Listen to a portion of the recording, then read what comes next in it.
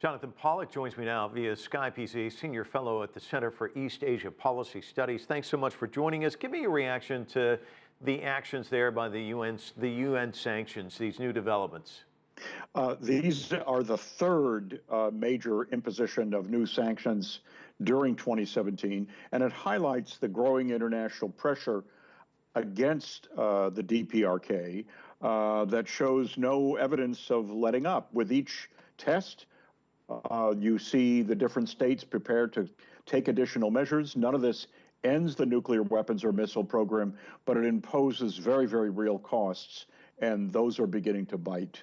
Jonathan, we've seen sanctions put in place against the DPRK for some time. You mentioned this, the third. Will they have the desired impact? Because I've heard the complaint that, yes, this hurts people in the DPRK, but it doesn't necessarily hurt the people at the top. Actually, I think it probably does hurt the people at the top, because a lot of this has to do with transactions that relate to the ability to garner export earnings of one kind or another. We don't really understand all of the finances of North Korea, but my own view would be, to the degree that you constrict the amount of money flowing in and that you equally limit what North Korea can export in a way that inhibits their nuclear weapon, their ability to earn foreign exchange, you're going to impose costs. It may have some effects on the broader North Korean population, but my own view is that it will have a growing effect on the elites that support the Kim regime, not simply to have an overall effect on the economy as a whole. I might add that the initial estimates suggest that in 2017, the economy of North Korea will again shrink. It did much better in 2016.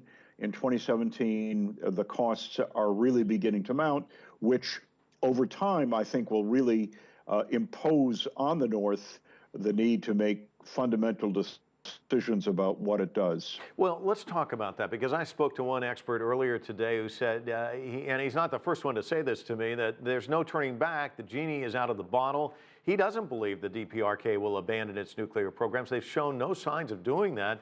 Do you agree? And if that is the case, what comes next? Because all the dialogue, the U.S. keeps saying, they're insisting they have to abandon the nuclear program for there to be some sort of dialogue.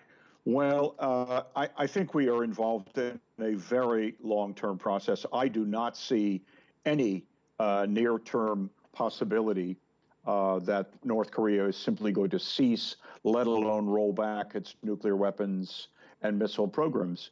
But it's the idea that over a longer period of time, the ability to contain what North Korea undertakes as part of a larger process and a larger strategy, as long as all the members of the international community share that kind of commitment, that there would be, there may be momentary leakage in one area or another, but I think that this is really changing not only multilaterally, but it's also changing on the part of individual states, including, I might add, China, which is being very clear about things that in the past it was prepared to tolerate.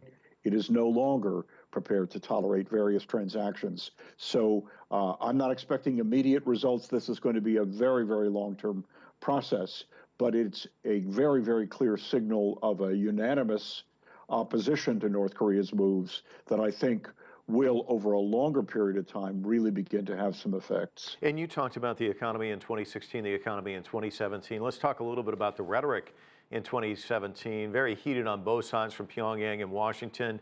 It appears that U.S. Secretary of State Rex Tillerson was trying to provide some sort of off-ramp recently when he said both sides can get together, they can even talk about the weather.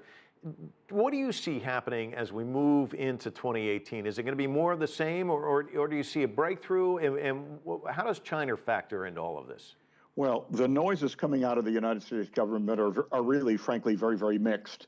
There's not a lot of message consistency emanating from Washington on these issues. There are rumors and rumblings of consideration of more forceful options, which in my own view, I think would be an absolute disaster for the region as a whole, and that the avoidance of war needs to be foremost on the policy agenda.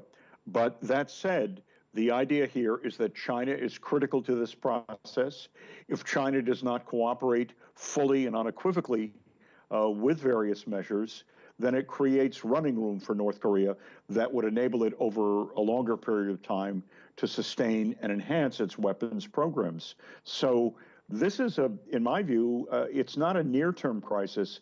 It's something that will unfold over a much longer period of time. And I am, however, concerned that some of the voices that are being expressed, that there is immediacy and urgency to this, that there's no more time. I don't accept that proposition. It is going to take consistency and coherence over a longer period of time, but that doesn't mean that we have to be pressured into taking very, very extreme steps in the near term. Jonathan Pollack with the